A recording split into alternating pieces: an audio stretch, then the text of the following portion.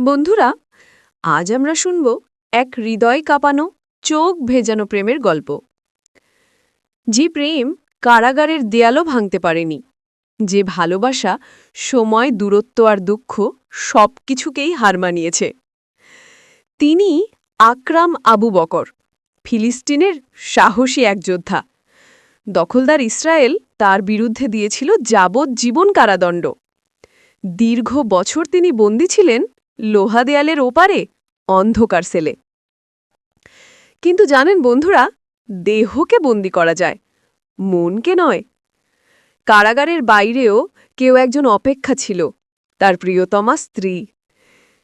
২৩ বছর, একটানা ২৩ বছর ধরে তিনি অপেক্ষা করেছেন, না ভেবে না ক্লান্ত হয়ে, শুধু একটি মাত্র বিশ্বাস নিয়ে, একদিন তার প্রিয় মানুষ ফিরে আসবে।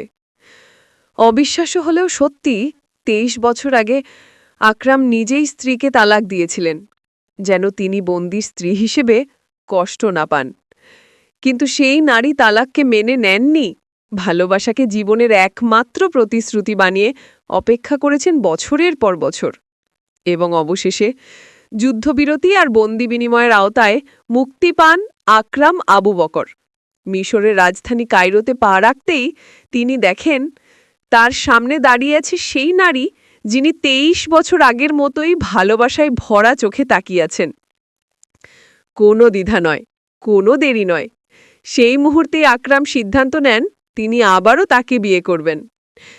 এ যেন প্রেম নয়, এ যেন এক প্রতিজ্ঞার পূর্ণতা, যেখানে সময় থেমে গিয়েছিল আর ভালোবাসা জয় করেছে সব বাধা।